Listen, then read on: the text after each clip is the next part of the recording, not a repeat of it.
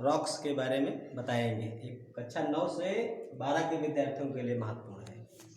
जैसे रॉक्स, धरातल पर पाए, रॉक्स कह लीजिए चाहे सैल कह लीजिए चट्टान कह लीजिए, एक ही बात है। धरातल पर पाए जाने वाले सभी पदार्थ, चाहे चीका मिट्टी की भांति मुलायम हो या ग्रेनाइट की भांति कठोर हो, सैल या चट्टान कहलाते हैं। चट्टान या सैल 3 प्रकार के होते हैं, या रॉक्स 3 प्रकार के होते हैं। पहला आपका इग्नियस रॉक्स होता है, और साथी कह लीजिए या परतदार, इसको कायांतरित या रूपांतरित चट्टान के नाम से जाना जाता है। तो बच्चों, चट्टानें 3 प्रकार की होती हैं। इग्नियस रॉक्स अर्थात आग्नेय चट्टान, सेंडामेंट्री रॉक्स या अवसादी चट्टान, फिर मेटामॉर्फिक रॉक्स या रूपांतरित चट्टान, या आप कह सकते हैं कायांतरित चट्टान। उस प्रकार से अगर देखा जाए तो सभी चट्टानों की मूल चट्टान होती है इग्नियस रॉक्स। इग्नियस रॉक्स ये लैटिन भाषा के शब्द से मिलकर, इग्नियस शब्द लैटिन भाषा से लिया गया है। इसका अर्थ होता है, इग्नियस मीन्स होता है आग,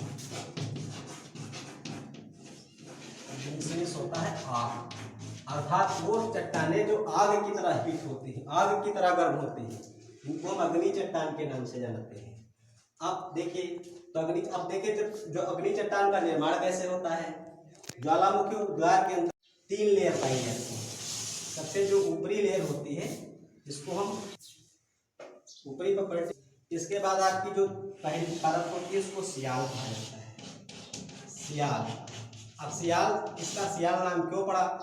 सियाल नाम इसलिए पड़ा है क्योंकि इसमें सिलिका और एल्यूमिनियम की मात्रा पाई जाती है।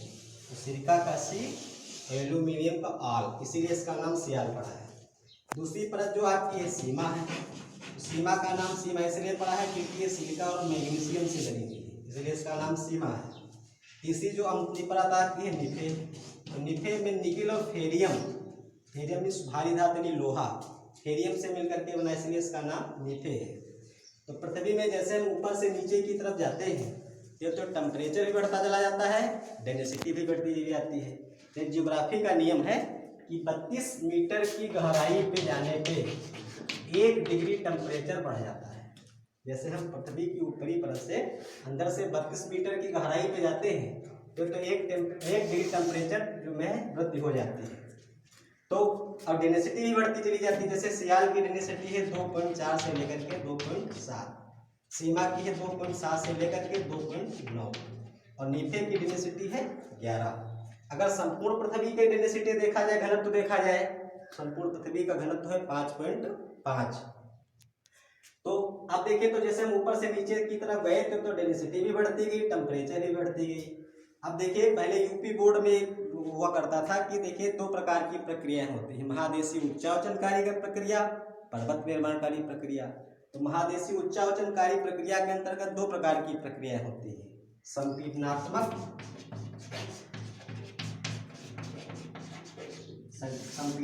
प्रक्रिया और तनावमूलक प्रक्रिया। अब ये साथ साथ घटित होती है, जैसे दिन रात का होना, साथ साथ प्रक्रिया घटित होती है। अब देखिए, प्रकृति का नियम है। देखिए, भगवान श्री कृष्ण ने अर्जुन से गीता में कहा है कि जिसका जन्म है उसकी मृत्यु होगी।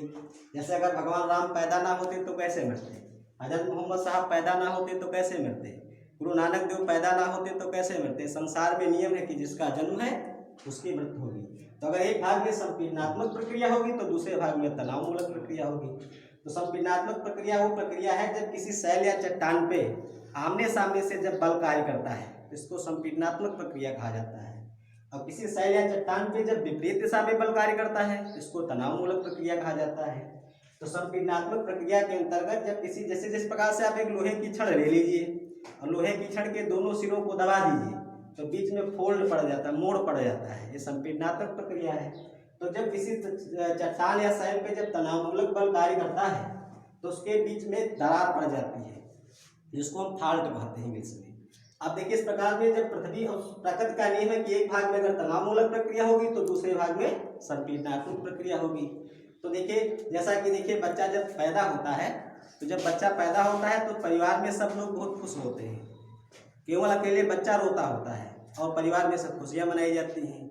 अब उलट दीजिए, इसके बाद अब जब बच्चा मर जाता है यदि कोई व्यक्ति मर जाता है तो परिवार में जितने लोग खुश थे वो समय रो रहे हैं, और जो बच्चा रो रहा था वो शांत है। तो ये प्रकृति का नियम है।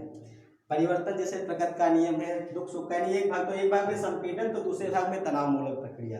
तो पृथ्वी में जब कभी तनावमूलक बल कार्य करता है तो पृथ्वी में कोई खाड़ हो जाता है, कोई चटकन या दरार बन जाती है। तो उस दरार के माध्यम से बरसात में जब पानी बरसता है तो जल रिस रिस करके नीचे की तरफ बढ़ता है। जब जल नीचे की तरफ बढ़ता है तो जब नीफे पे पहुंचता है, और नीफे पे पहुंचता है तो नीफे इतना हीट है कि यहाँ पर कोई भी शैल या चट्टान अपने मूल अवस्था में नहीं रह सकती है, सब लिक्विड हो जाते हैं, पानी की तरह तरल हो जाते हैं। तो जब नीफे पे वो पानी की बूंद पड़ती है तो वाष्प बन जाती है। तो वाष्प बन जाती है, वो पृथ्वी के गर्भ में चारों तरफ घूमने लगती है, वो बाहर निकलने का प्रयास करती है। बाहर निकलने का प्रयास करती है तो जहाँ पे पृथ्वी की सबसे कमजोर लेयर है वहाँ पे पृथ्वी में कभी कभी देखिए छिद्र बन जाता है, कभी कभी दरार पड़ जाती है। तो उस छिद्र के बाद उसको हम क्रेटर कहते हैं, जो छिद्र बन जाता है उसको क्या क्रेटर कहा जाता है। और उस क्रेटर के माध्यम से, और जब कभी कभी दरार बन जाती है, इसलिए देखिए ज्वालामुखी उद्बोधन दो प्रकार का होता है, केंद्रीय मुख उद्बोधन और आपका दरारी उद्बोधन। तो देखिए जब केंद्र के माध्यम से, क्रेटर के माध्यम से तृप्त मैग्मा बाहर निकलता है। बाहर तो तृप्त मैग्मा तब निकलता है जो गैस है वो बाहर निकलती है, और उस गैस के साथ तृप्त मैग्मा भी बाहर आ जाता है, वो कैटालिस्ट का कार्य करता है, प्रेरक का कार्य करता है। जैसे अब देखिए, तो जैसे आप सोडा बेटर की बोतल खोलते हैं तो सोडा बेटर की बोतल खोलते हैं तो बाहर निकलती है गैस, लेकिन गैस के साथ सोडा बेटर भी बाहर आ जाता है। या कोल्ड ड्रिंक की बोतल खोलते हैं, कुछ भी कह लीजिए, तो बाहर पृथ्वी से निकलती है गैस, लेकिन गैस के साथ तप्त मैग्मा भी बाहर आ जाता है। जब तप्त मैग्मा बाहर आ जाता है, चट्टानों का निर्माण होता है, उनको आदमी जो धरातल पे आकर के ठंडी हो जाती है। तो ठंडी हो जाने से जिन चट्टानों का निर्माण होता है उनको हम क्या कहते हैं, इग्नियस रॉक्स कहा जाता है, या अग्नि चट्टान कहा जाता है, अग्नि चट्टान। जैसे उसके बाद ठंडी होकर के सब ज्वालामुखी पर्वत बन जाती है, इग्नियस रॉक्स आप कह लीजिए, अग्नि चट्टान कह लीजिए। अब जैसे कोई चीज पृथ्वी के गर्भ से बाहर आती है, ठीक उसी प्रकार से जैसे माँ के गर्भ में जब तक बच्चा होता है तब तक उसकी सारी आवश्यकताएं माँ से ही पूरी होती है। जैसे ही वो बाहर आता है उसके तरह तरह की परेशानियां आने लगती हैं। उसी प्रकार से जैसे इग्नियस रॉक पृथ्वी के गर्भ से जैसे ही धरातल पर पहुंचता है, ये वायुमंडल के संपर्क में आ जाता है। तो वायुमंडल के संपर्क में आ जाता है तो डेनोनेशन की प्रक्रिया, जिसको आप अनाच्छादन कहते हैं। तो अनाच्छादन चाहे आप कह लीजिए या डेनोनेशन कह लीजिए।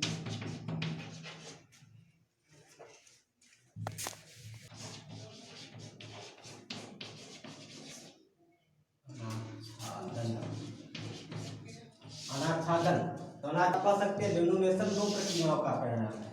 बेथरिंग जैसे पहला आपका है, तो बेथरिंग जिसको हम हिंदी में अक्षय कहते हैं। दूसरा आपका एरोशियन, एरोशियन मीन्स होता है अपर्दन, जिसको हिंदी में कहते हैं। तो बेथरिंग एरोशियन का संयुक्त परिणाम डेनोनेशन है। या हिंदी में अगर हम जानना चाहते हैं तो कह सकते हैं कि अक्षय और अपर्दन, अक्षय और अपर्दन का संयुक्त परिणाम ही अनाच्छादन कहलाता है। अक्षय अपर्दन का संयुक्त परिणाम अनाच्छादन कहलाता है। अब प्रश्न इस बात का है कि बेथरिंग क्या है। तो देखिए, ताप और दाब के प्रभाव से कोई शैल या चट्टान अपने मूल स्थान पर जब टूट करके बिखर जाती है तो उसको बेथरिंग या अक्षय कहा जाता है। तो अब देखिए, जब ये अग्नि चट्टान यानी इग्नियस रॉक्स जब इस पे बेथरिंग की है तो सूर्य के टेम्परेचर के माध्यम से ये जो है अपने मूल स्थान पे जब टूट करके बिखर जाता है तो उसमें अक्षय कहा जाता है। जैसे मान लीजिए कोई पत्थर है, बड़ी शैल या चट्टान है, इस पे अक्षय की प्रक्रिया हो गई। अपर्दन क्या है, अपर्दन के अभिकर्ता जिनको कह लीजिए, चाहे अपर्दन के अभिकर्ता कह लीजिए या कारक कह लीजिए।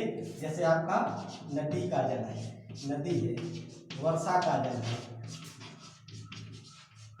वर्षा का जल नदी है, या आपका महासागरीय धाराएं हैं, या कह सकते हैं कि पवन है, नानी है। ये सब जो है अपर्दन के अभिकर्ता कहलाते हैं। अपर्दन के अभिकर्ता ये टूटे हुए पदार्थ को एक स्थान से दूसरे स्थान तक स्थानांतरित करने का कार्य करते हैं, बढ़ाने का कार्य करते हैं। जैसे इसमें बेथरिंग की प्रक्रिया हो गई कि कोई पर्वतीय क्षेत्रों में कोई शैल या चट्टान टूट करके बिखर गया। अब पता चला कि ये नदी के मार्ग में आ गया, तो नदी के मार्ग में आ गया तो पर्वतीय क्षेत्रों में नदियों की युवा अवस्था होती है। नदियों की तीन अवस्थाएं होती हैं, युवा अवस्था, फिर प्रौढ़ावस्था। नदियों की तीन अवस्थाएं होती हैं, युवा अवस्था,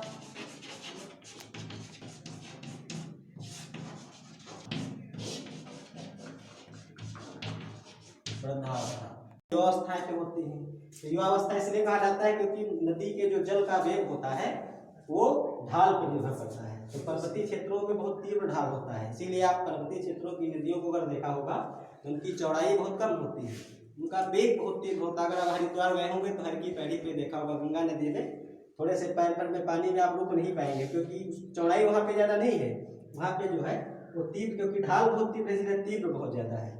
और जब नदियाँ हाथों से टूटे हुए पदार्थ को नदियाँ क्या करते हैं, उस अपरदित जो पदार्थ आता है उसको आपस में ढकेल देते हैं, ढकेलते हुए जब आपस में बढ़ते हैं तो खूब एक दूसरे से टक्कर मारते हैं, टक्कर मारते मारते मारते मारते छोटे होते चले जाते हैं, बहुत मार खाते हैं। और मार खा करके जब ये बहुत बारीक बारीक हो जाते हैं तो जब नदियाँ मैदानी क्षेत्रों में आती हैं तो मैदानी क्षेत्रों का ढाल बहुत मंद होता है, लगभग मान करके चलिए, हाँ मैदानी क्षेत्रों का ढाल बहुत मंद होता है। तो नदियाँ जब उस टूटे हुए अवसाद को, जो बड़े बड़े शिलाखंड, तो नदियाँ 3 प्रकार से परिवहन का कार्य करते हैं। तो जो बड़े बड़े शिलाखंड हैं वो नदियों की जो है तली में आगे की तरफ खुरुचते हुए बढ़ते हैं। जो मध्यम आकार के कण हैं वो जल में लटकते रहते हैं, जैसे आपका बालू जल में लटकती रहती है, ना तो तली में होती है और ना तो ऊपर होती है। अगर आप नदी में कहीं स्नान किए होंगे तो देखिए बालू में बालू आ जाती है, क्योंकि वो नदी के जल में मध्यम में होती है। जो बहुत बारीक कण होते हैं वो ऊपर जल की सतह में तैरते हुए चलते रहते हैं। तो इस प्रकार से जब नदियाँ मैदानी क्षेत्रों में आ गई तो मैदानी क्षेत्रों का ढाल बहुत मंद होता है। तो अब जब मंद होता है तो मंद बहुत सारा जो उनका मलबा होता है तो मलबे को आगे की तरफ नहीं बहा पाती, तो वहाँ पर नदियाँ डेल्टा के आकार में, त्रिभुज के आकार में जो है निक्षेपित, अपने जो अपरदित पदार्थ उसको निक्षेपित डिपोजिट कर देती है। और नदियों की कई छोटी छोटी ब्रांचें हो जाती हैं। ये जो डिपोजिट पदार्थ है, अब ये लेयर टू लेयर एक दूसरे के ऊपर चढ़ता रहता है, पहली लेयर, दूसरी लेयर, तीसरी लेयर। इसलिए जो चट्टानों का निर्माण होता है इनको परतदार चट्टान या अवसादी चट्टान या सेंडामेंटल रॉक्स कहते हैं। उसके बाद अब देखिए जब एक लेयर के ऊपर दूसरी लेयर, तीसरी लेयर, चौथी लेयर जब ऊपर चढ़ जाती है तो जो नीचे की लेयर है उन पर इतना दबाव बढ़ जाता है कि दबाव बढ़ जाता है, उनका टेम्परेचर ही बढ़ जाता है। इस कारण से वो अपने काया में परिवर्तन कर देती है, चाहे काया में आप कह लीजिए परिवर्तन कर देती है या फिर अपने रूप में परिवर्तन कर देती है, तो उनको रूपांतरित चट्टान के नाम से जाना जाता है। आप देखिए तो 3 प्रकार की आपकी चट्टानें हो गई। तो ये जो सर्किल रॉक्स सर्किल है, जैसे अब सबसे पहले आपका इग्नियस रॉक्स के माध्यम से फिर आपका सेंडामेंटल रॉक्स, और सेंडामेंटल रॉक्स के माध्यम से मेटामॉर्फिक रॉक्स, अर्थात ये रॉक्स सर्किल चलता रहता है इस प्रकार से। अग्नि चट्टान, अवसादी चट्टान, रूपांतरित या कायतनी चट्टान, इस प्रकार से चक्र चलता रहता है।